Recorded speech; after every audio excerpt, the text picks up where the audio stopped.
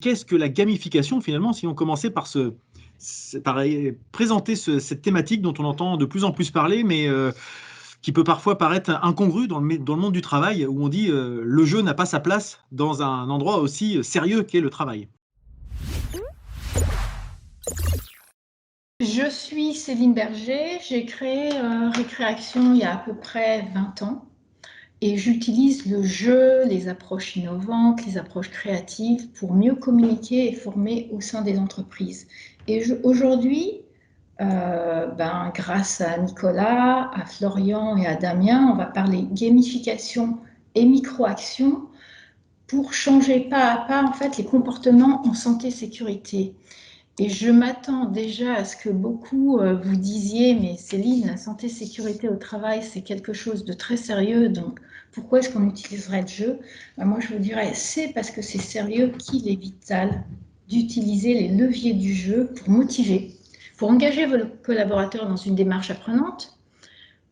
En gros, le jeu, ça vous permet de donner une représentation concrète des risques, des accidents. Ça vous permet de tester, d'apprendre de vos erreurs, de réessayer, de recommencer, mais sans danger. Et dans le cadre de la santé-sécurité au travail pour éviter les accidents, c'est primordial. Ça permet d'envoyer et de recevoir du feedback qui est adapté, parce que quand on veut progresser, quand on veut apprendre de ses erreurs, il faut avoir du feedback. Et on n'en a pas toujours. Et ça permet également de jouer collaboratif, pour échanger, pour partager.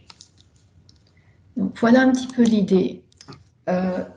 C'est vrai que, comme tu le dis, hein, juste, je me permets d'intervenir parce que, effectivement, c'est pas parce que c'est sérieux qu'on ne peut pas jouer. Et souvent, quand on suit un petit peu ce type d'informations dans les études, on prend souvent l'exemple des animaux dans la nature, qui, pour apprendre la vie qui est on ne peut plus sérieuse, qui est dangereuse, qui est apprendre à se battre, à survivre, etc., l'apprennent par l'intermédiaire du jeu.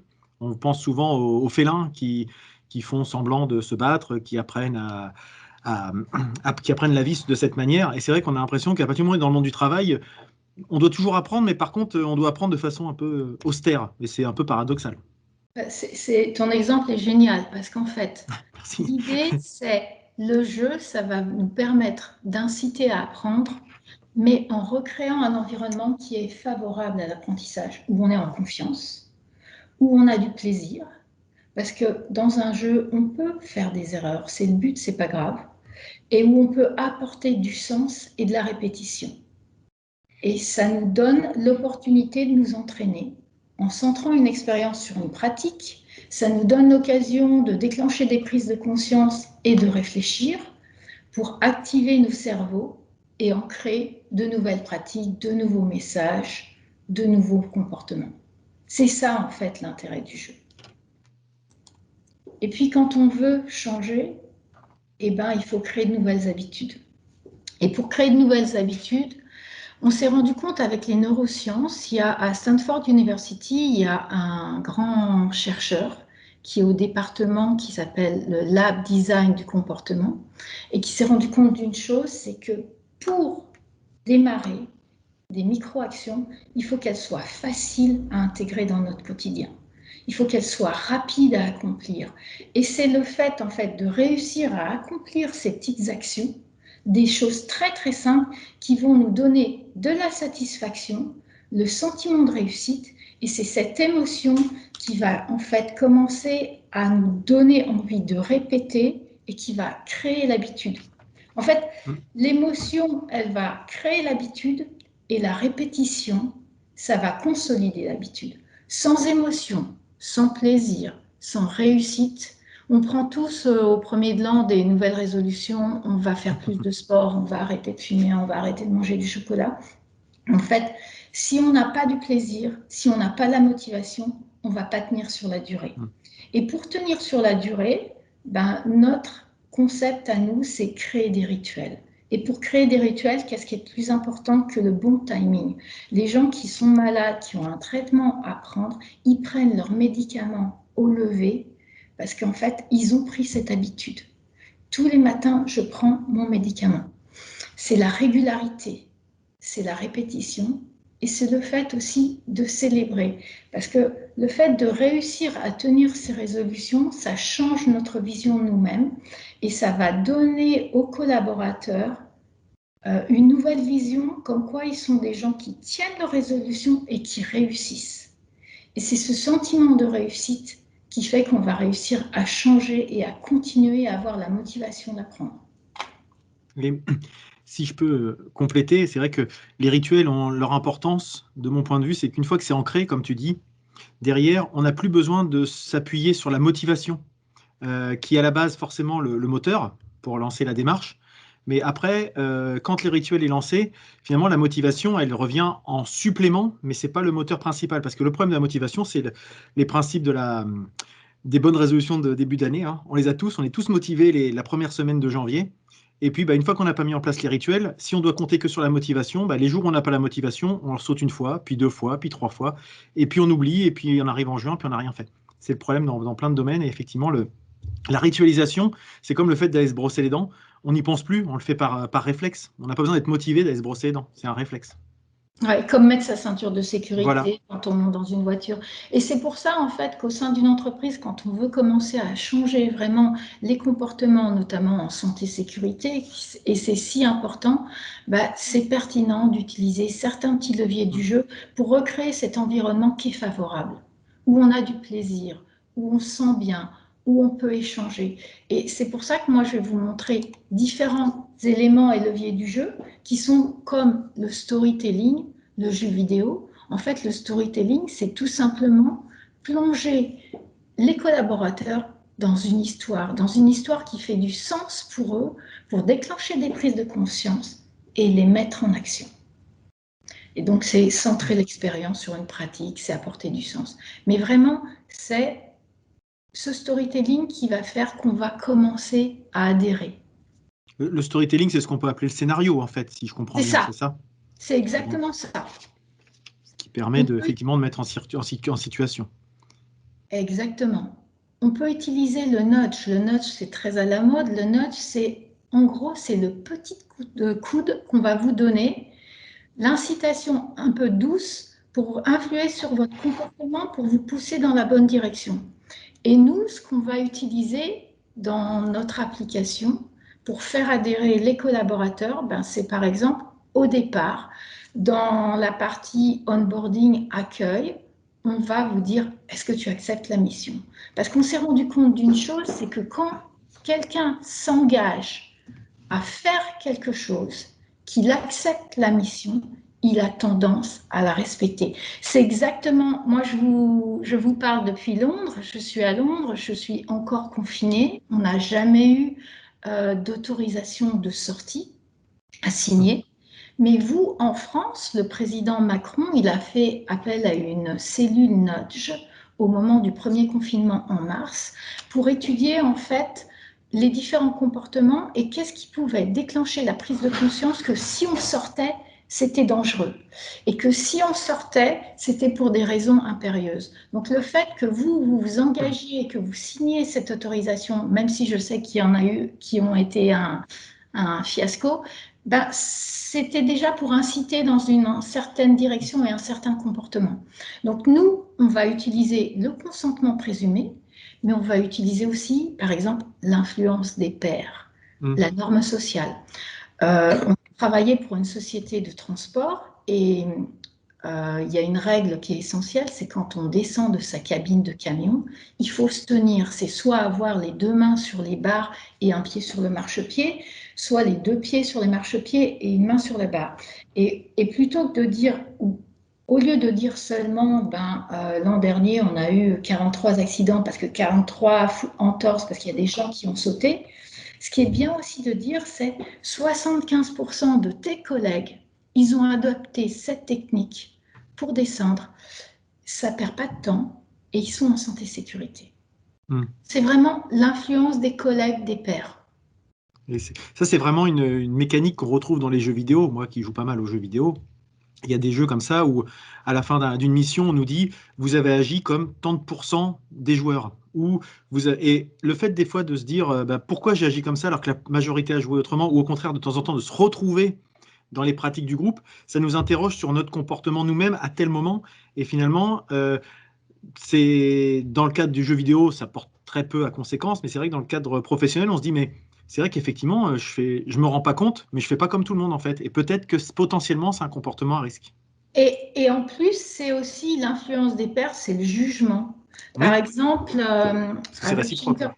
Avec Schenker France, avec qui on a travaillé, on s'est rendu compte d'une chose, c'est que l'esprit d'équipe, c'est très important.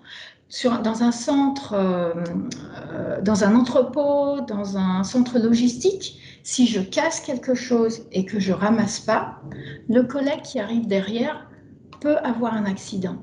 Et donc, si on dit 90% des gens recyclent, ramassent, on va avoir tendance à je vais être jugé, on va me regarder. Toujours ce lab design dont je vous parle, ils se sont rendus compte d'une chose, donc c'est un Américain, ça à Stanford University. Ils se sont rendus compte que dans une banlieue où tous les gens avaient l'habitude de tondre devant chez eux, et tout le monde le faisait. Parce que si on n'entretenait pas son gazon devant sa maison, tout de suite, on se disait, je ne suis pas comme les autres. C'est super important, en fait, l'influence des pairs. Ça rejoint un petit peu la théorie du carreau cassé, non? Je ne sais pas si tu connais cette... Ah, ça, je ne connais pas. C'est dans... Pareil, c'est quelque chose aux États-Unis et qu'on voit régulièrement, c'est de se dire, quand un bâtiment est entretenu, il n'y a pas de raison qu'il se dégrade. Par contre, à partir du moment où il y a un carreau qui est cassé, vous allez voir que dans les semaines qui viennent, toutes les vitres vont finir par être cassées et le bâtiment va être désossé en quelques semaines, en fait.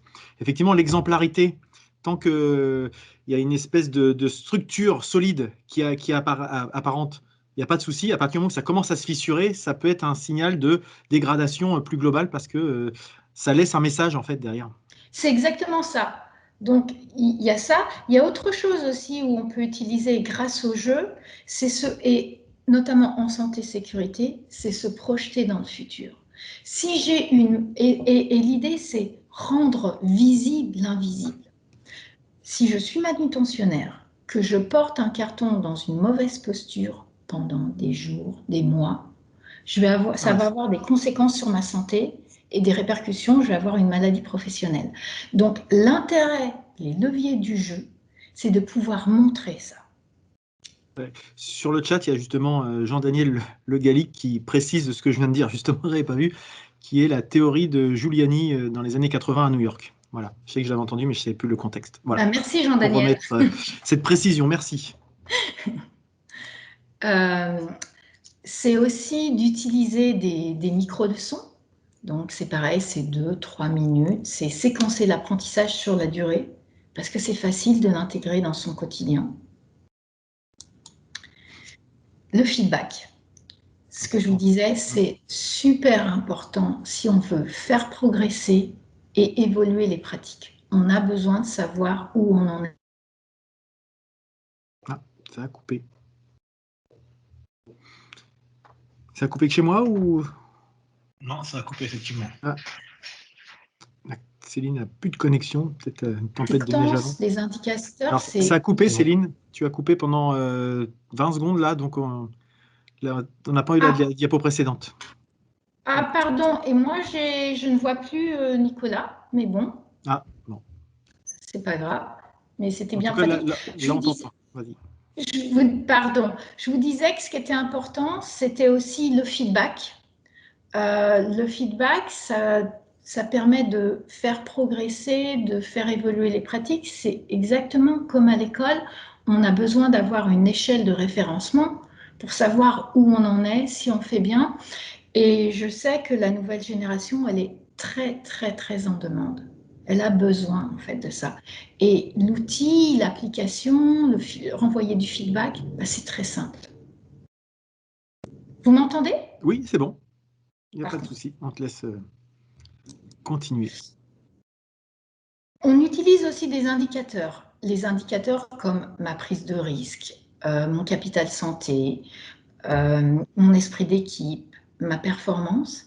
L'intérêt, c'est de mesurer les progrès, de donner le sentiment de réussite et montrer qu'en fait, changer d'habitude pour des pratiques qui sont plus saines, plus sécurisées, c'est pas si difficile en fait, si on veut consolider les habitudes. Donc c'est très très important de célébrer, de... Oui, de marquer tout ça. Exactement.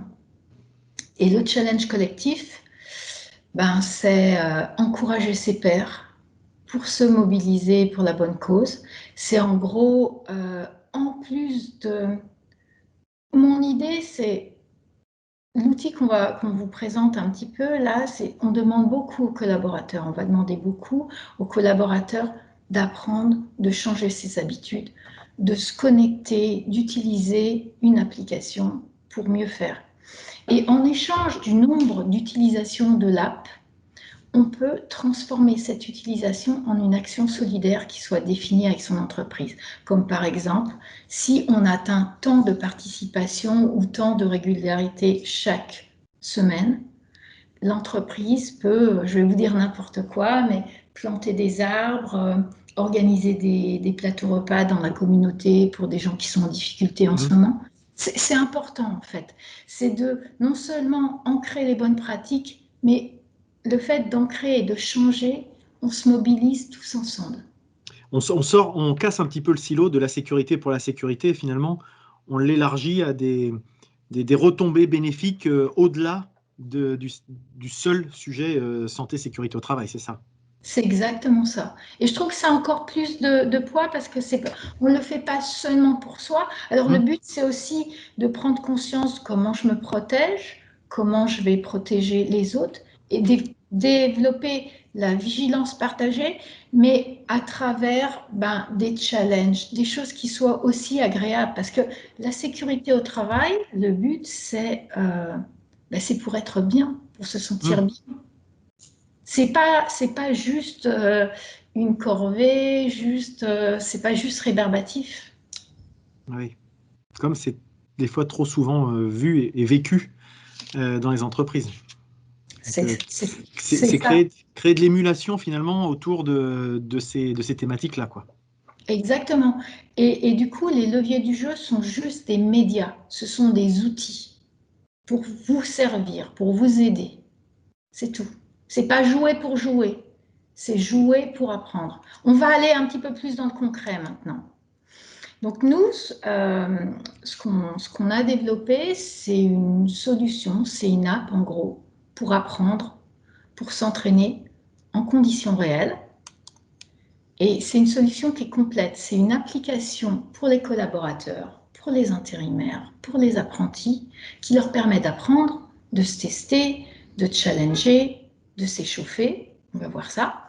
Et puis c'est une plateforme pour les managers qui peuvent créer leur parcours de formation, qui peuvent créer de nouvelles capsules de 3 minutes, cibler des communications pour une équipe, pour un site spécifique, et grâce au tableau de bord qui vont mesurer la participation, l'engagement. Alors, dans ce que tu viens de dire, il y a quelque chose qui est important. Je ne sais pas, je pose des questions. N'hésitez pas dans le chat à solliciter si vous avez des questions sur ça. Tu viens de dire créer. Donc Oui. créer, ça signifie que ce n'est pas une solution qui est toute faite clé en main, c'est-à-dire qu'elle est personnalisable et qui a vocation à être rendue opérationnelle par rapport aux problématiques spécifiques d'une entreprise, si je comprends bien. Tu as tout à fait compris. On a des petites capsules. Aujourd'hui, on a 2 modules sur étagère, qui est un module santé-sécurité au travail pour le transport et la logistique avec 26 petites capsules. Et puis, on a un autre module sur le Covid-19 pour sensibiliser aux bons gestes qu'on avait fait l'an dernier pour un Géodis. Mais l'idée, c'est exactement ce que tu as dit, c'est on n'est pas juste une plateforme de micro-learning. On est une plateforme pour utiliser vos ressources existantes et créer plus de valeur. On va rentrer dans le concret là, je vais vous le montrer. Donc, on a une app avec du rituel, des micro-étapes, je crois que ça vous avez compris. On a une plateforme pour les managers, donc piloter ses formations, choisir la langue, l'expérience, les capsules. Un outil auteur qui vous permet de créer du nouveau contenu en créant des quiz avec des tutoriels, des statistiques, de l'image, d'envoyer des notifications. Un tableau de bord pour mesurer, ce que je vous disais. Bien sûr. Est-ce qu'on prend 2 minutes pour regarder la vidéo ou est-ce que tu veux qu'on rentre dans le concret pour mieux répondre à ta question? Bon, on avait prévu de la passer. Je sais pas, Florian, qu'est-ce que tu en penses? On est dans les délais là, ça va? Ouais, en termes de temps, on est pas mal. Ouais, tu peux mettre la On peut vidéo. passer la Par vidéo contre, pour voir Ok, comment. c'est une vidéo qui dure 2 minutes et après je vous parlerai d'expériences concrètes pour nos clients passés et présents. Voilà. par contre, Céline, Et pense à partager le son de ton ordinateur quand tu vas partager, sinon on n'entendra pas le son de la vidéo. Ah bah, j'espère que je l'ai partagé. C'est bon? Non, non. En fait, ce que tu peux faire, sinon, c'est que tu arrêtes le partage, tu le remets et tu penses à cocher la case. Ah, il faut le cocher au moment du partage, oui, je Ouais, crois. il faut le cocher au moment du Ou partage. alors je vous la commente parce que c'est une petite musique. Oui, parce Et... que c'est que de la musique finalement, donc Ok, on peut la bah, dans ce commenter. cas-là, À la tu peux la rigueur, commenter effectivement. directement. Ouais, parce que sinon je vais perdre un peu de temps. Oui, Et, voilà. au départ, c'est juste Par contre, ça prend de la bande passante.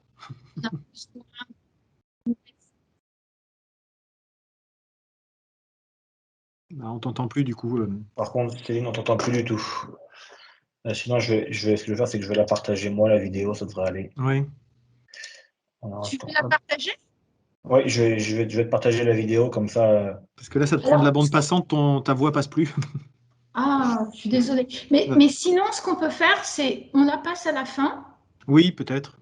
Et comme ça, on ne fait pas trop d'allées et venues. Et puis moi, je vous parle de cas concrets. Voilà, passons à la suite, effectivement. Ça sera pour illustrer tout ce tout ce qu'on aura dit, voilà. Désolée pour ce petit bug. Voilà, on teste, Il hein, y c'est le a... premier, donc expériment. Les aléas du direct. Je vais vous parler d'une expérience qu'on a faite pour Schenker France, qui avait 6500 collaborateurs, 100 sites, et qui nous a contactés parce qu'ils avaient trop d'accidents sur leur site de travail. Et ils nous ont demandé de rappeler les règles basiques, les règles d'or. Donc, on a étudié le bilan des accidents sur les 3 dernières années. On a identifié des situations récurrentes, des situations à risque, et on a conçu des scénarios. 26 capsules de 3 minutes pour les collaborateurs, pour leur rappeler donc, les règles de base et changer leur vision du risque au travail. Schenker France, il voulait une campagne sur 3 semaines. Donc, on a fait une campagne sur 3 semaines où on a posté tous les jours une nouvelle capsule pour un public de conducteurs, pour un public de manutentionnaires et pour un public d'employés. On avait à l'époque pas encore la plateforme, on n'était pas aussi performant. On a fait un sondage à la fin de ces 3 semaines. On a 155 personnes sur 1500 il y a 1500 personnes qui ont joué. On a 155 personnes qui ont répondu à cette enquête. 97% des joueurs ont aimé Récréation. Ils ont aimé parce que c'est un outil pratique pour renforcer les messages, pour former les intérimaires, pour remettre à niveau. 86% des gens ont joué tous les jours. 95% des gens ont joué 2 à 3 fois par semaine. Pour différentes raisons. Pour gagner, parce qu'ils sont au jeu, pour la compétition, pour apprendre, parce que c'était facile, parce que ça parlait de leur réalité, de leur quotidien. Pour le rituel, parce que c'était un petit rendez-vous qui durait 2 à 3 minutes. Et déjà, en 3 semaines, il y en a qui nous ont dit « c'était mon rendez-vous du midi, c'était mon rendez-vous du matin, je le faisais avec un collègue ». Donc déjà, en 3 semaines, on avait réussi à créer ce rituel. Et pour le fun, quand on a fait les interviews après ces 3 semaines, les formateurs nous ont dit « Céline, ce qui est incroyable, c'est que ça a créé l'émulation. Et que juste ces 3 minutes par jour, ça créait l'échange. On discutait d'une règle. Donc, ce n'est pas juste 3 minutes pour 3 minutes, mais c'est 3 minutes pour renforcer un message fort. C'est 3 minutes pour créer de l'échange, de la discussion, pour se challenger entre collègues. » Et au bout des 3 semaines, on a 31% des gens qui ont changé au moins une pratique. 76% des gens nous ont dit « ça a changé ma perception du risque de travail » et 91% recommande l'utilisation de l'app dans ce contexte. Donc là, ça répond vraiment à ce qu'on voit un petit peu. On voit que c'est un petit peu coupé, là, cette dernière petite illustration, mais c'était que c'est un outil au-delà de l'apprentissage qui est là pour changer les comportements, en fait, profondément.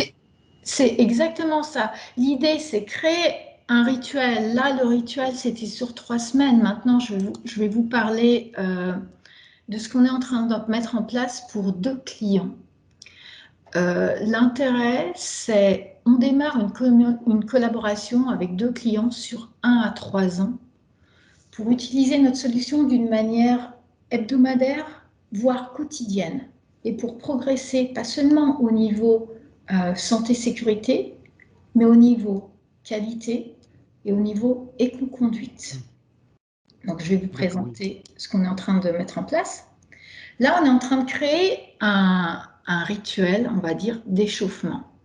Un de nos clients nous a dit, Céline, on a beaucoup trop d'accidents parce que nos collaborateurs, ils démarrent à froid.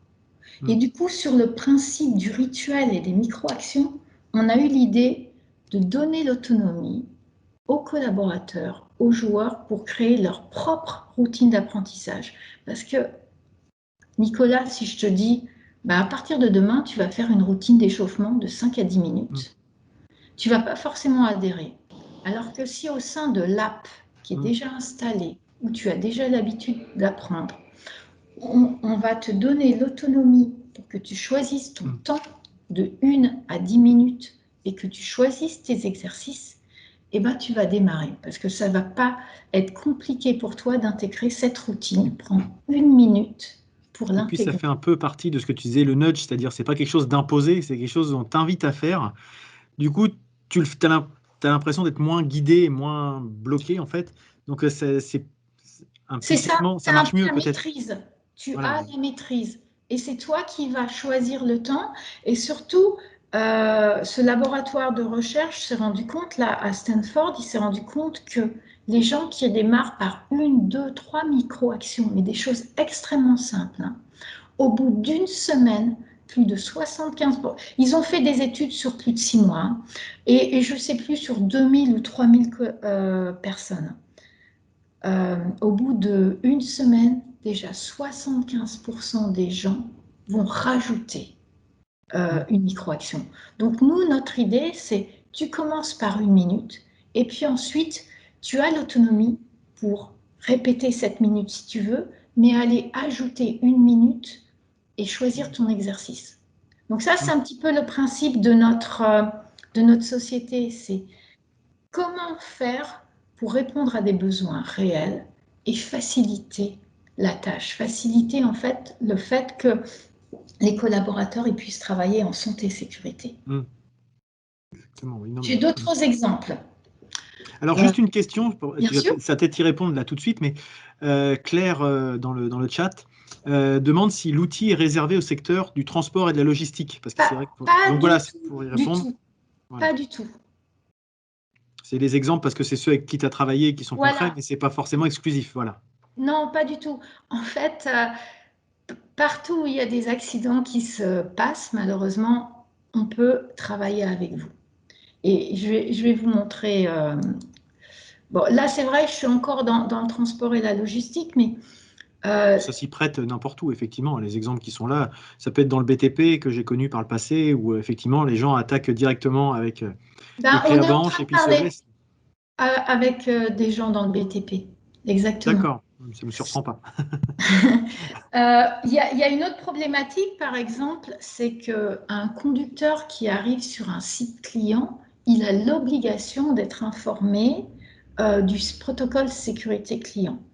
On va travailler, et là, l'idée, c'est comment, en fait, intégrer 2 solutions ensemble.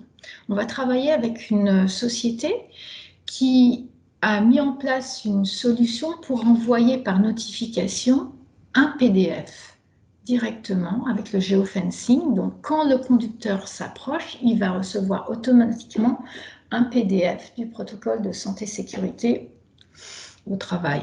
Mais moi, ce que je disais à mon client, le conducteur, ouvrir un PDF de 2, 3, 10 pages sur son téléphone, très bien, le site client, il s'est mis en il est mis en règle et il respecte son obligation, mais le conducteur, ça ne lui facilite pas la tâche. En termes opérationnels, ce n'est pas idéal, quoi. Ben non. Donc, à partir de notre plateforme, le manager, notre client va pouvoir aller créer comme un petit clip visuel des 5-6 règles qui sont incontournables. Et donc, le conducteur, il reçoit 5-6 images qui vont lui dire, bah là, tu arrives, il faut que tu portes tes équipements de protection. Ici, attention, parce qu'il y a ce rond-point qui est dangereux. Et du coup, il visualise en 5 secondes ce qu'il doit faire, ce qu'il doit respecter. Là, c'est pareil, c'est pour répondre à un besoin, c'est que 50% des accidents se passent sur des sites clients. C'est tout. On a 2 autres cas encore à présenter.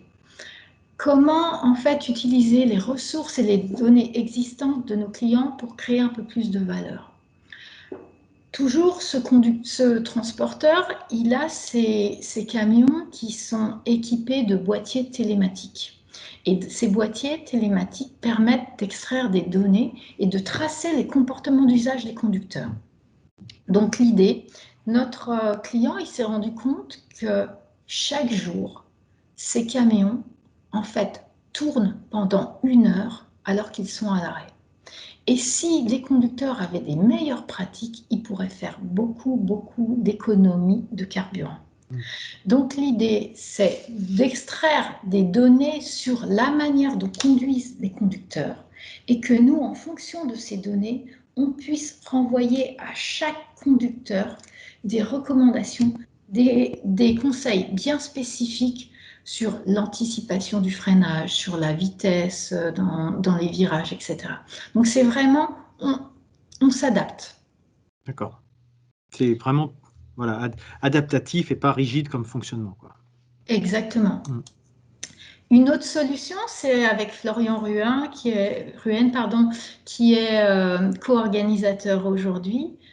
Florian, on peut adapter, du moins on peut intégrer sa solution à notre plateforme pour aller encore plus loin dans la prévention des risques, dans la détection des risques, initier des actions, former, impliquer. Je sais que lors d'un des prochains cafés, Florian, il va vous expliquer. Florian, il a conçu une nouvelle technologie avec un boîtier qu'il intègre sur les caméras de surveillance dans les entrepôts, sur les sites de ses clients pour détecter les risques. Et nos 2 solutions combinées, ça permet en fait de renvoyer de l'information en fonction des risques qui sont détectés pour, en gros, transformer encore plus une organisation en une organisation apprenante. On est vraiment dans la prévention spécifique et adaptée au contexte de l'entreprise, effectivement. Adaptée au contexte et puis utiliser aussi les ressources, leur matériel comme leurs caméras de surveillance, par exemple, comme les boîtiers dans les camions, etc. Florian, tu veux passer la vidéo?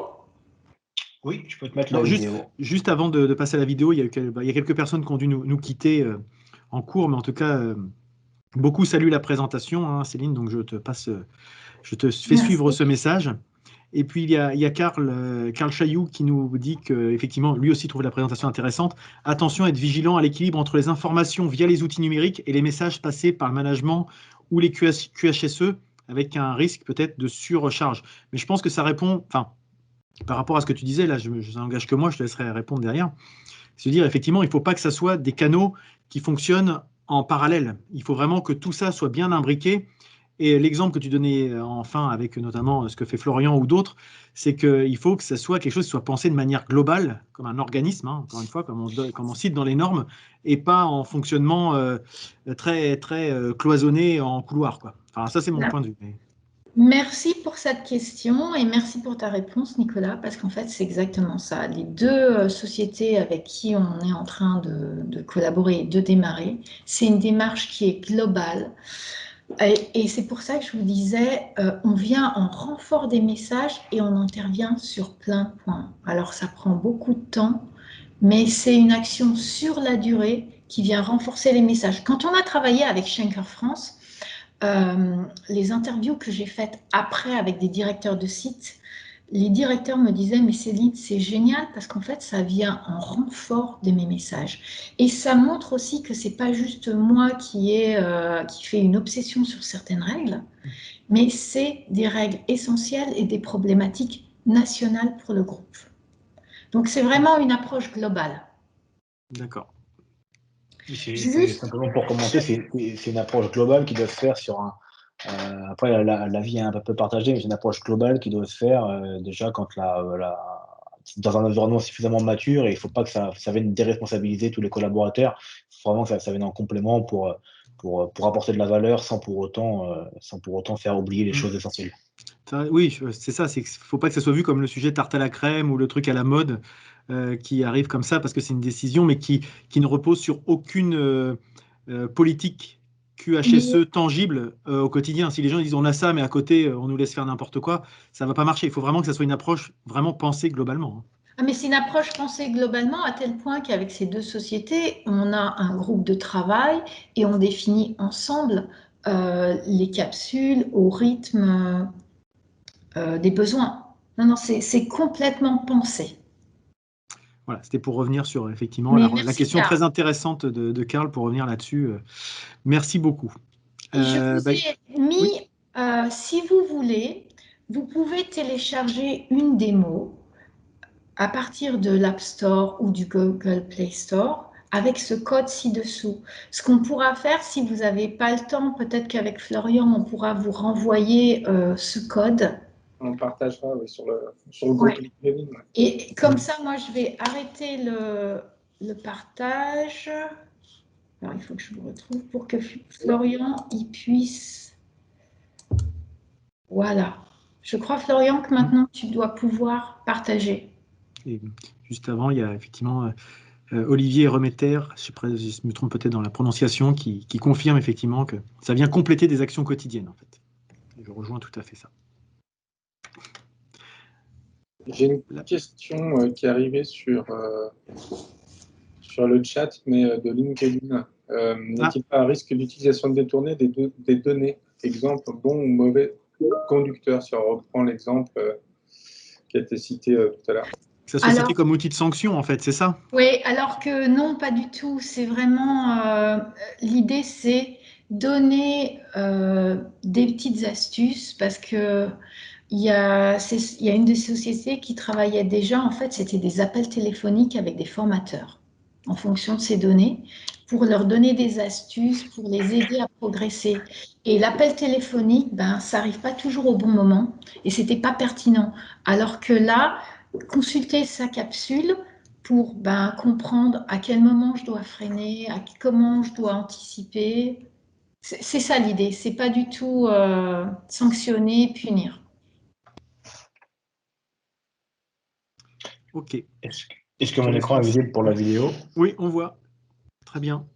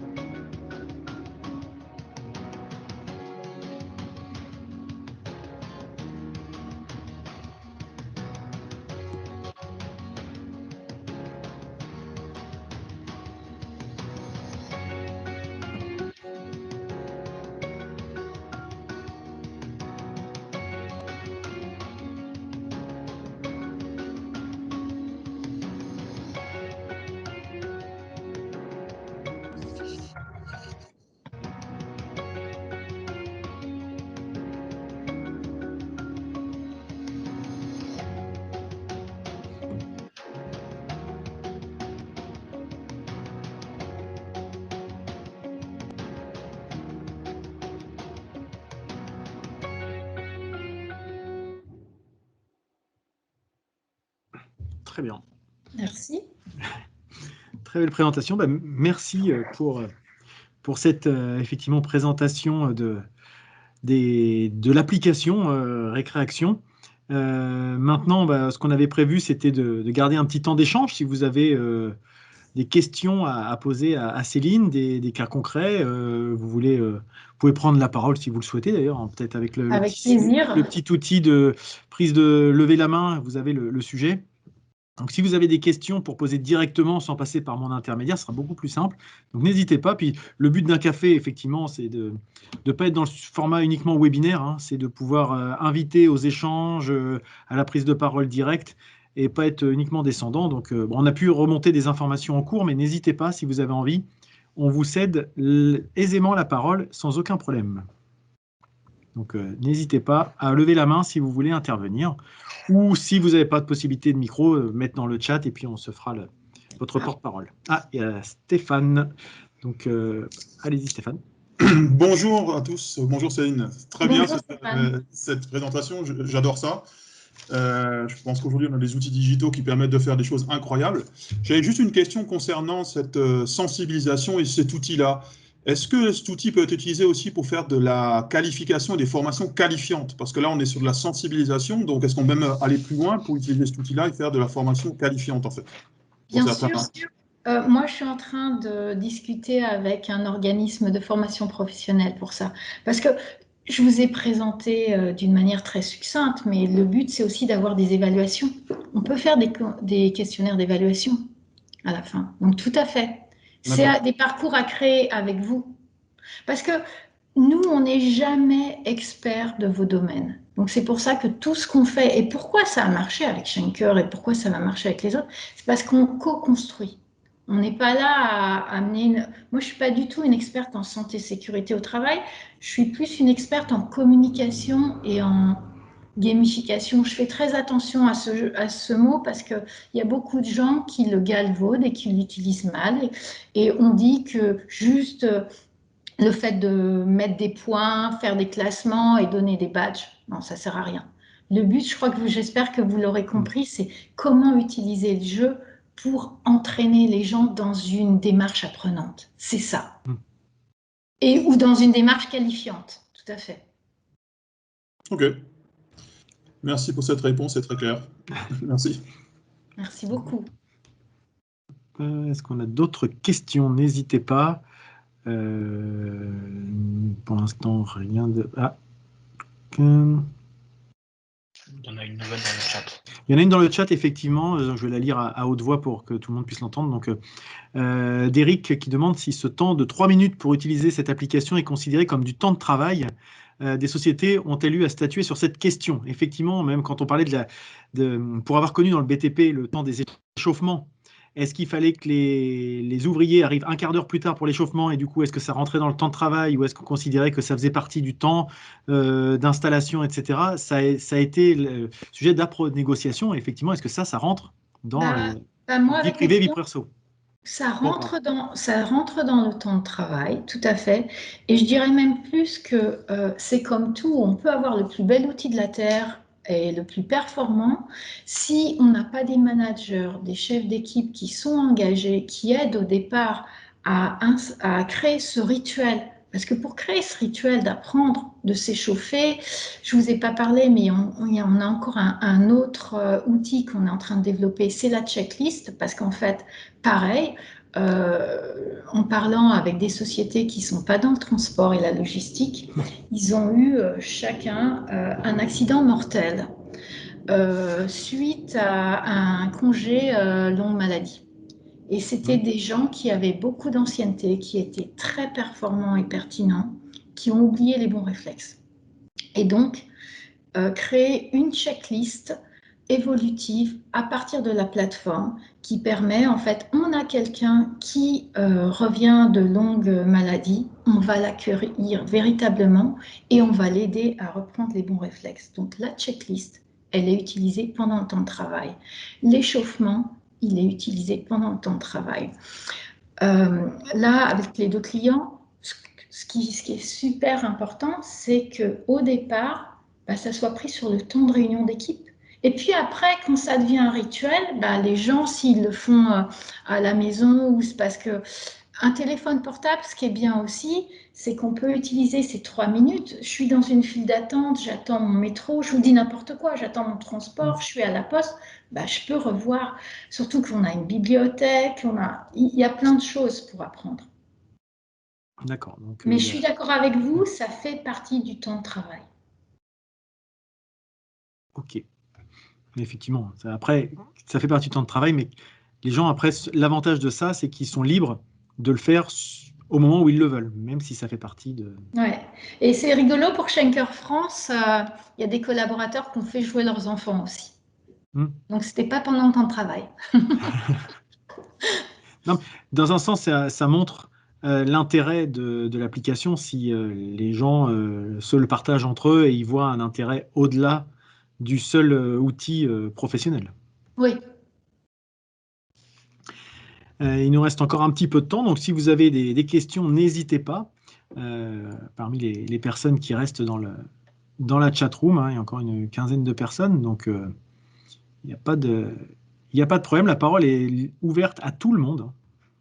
Et pour tous ceux qui souhaitent obtenir la démo de télécharger l'application, je remets le code qui était sur la présentation dans le chat, qu'on enverra également avec le replay par mail pour tous ceux qui n'ont pas le temps de le faire tout de suite et qui veulent le faire un petit peu plus tard. Le code sera remis à plusieurs endroits pour pouvoir le faire.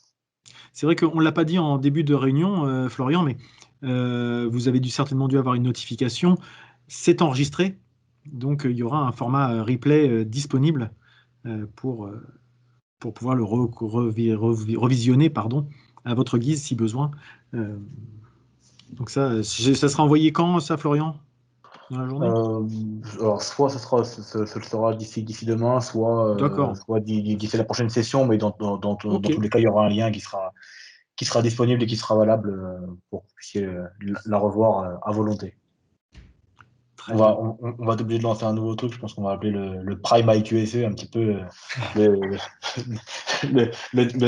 Netflix du QHSE, je pense. On va mettre ça à l'intérieur. Bon, il n'y a pas l'air d'y avoir trop d'autres questions, donc si c'est le cas, on laisse une dernière chance, mais on va pouvoir vous remercier d'être venu sur votre temps de la pause déjeuner pour participer, échanger, que ce soit à l'oral, comme l'a fait Stéphane en prenant la parole ou dans le chat. C'est toujours intéressant d'avoir ces échanges. On essaye de faire quelque chose de plus vivant possible, donc n'hésitez pas, hein, c'est de casser un petit peu cette habitude. Comment? C'était notre première. Oui, c'était une première, donc voilà, on est la première d'une longue série, on l'espère. Non, il y en a déjà quelques-uns qui sont planifiés derrière, donc dès la semaine prochaine, tous les mardis à partir de 13 h, vous pouvez nous retrouver dans ces cafés IQSE. Il y a un groupe LinkedIn, donc c'est IQSE, hein, si je ne dis pas de bêtises, Innovation au service du QSE. C'est ça. Donc vous pouvez venir échanger également sur cette plateforme. Et puis peut-être, si vous avez vous-même des solutions innovantes, intéressantes, vous rapprocher de Damien, de Florian, voire de moi-même, pour proposer une solution sur laquelle on pourrait échanger, discuter. Et le but est de faire partager entre nous toutes ces bonnes pratiques et innovations pour un petit peu, on l'a dit au début, hein, mais dépoussiérer des fois l'image un peu vieillotte des démarches qualité, sécurité, environnement qui ont été trop souvent vues comme des freins au fonctionnement des entreprises, alors que ce sont des vrais leviers d'amélioration.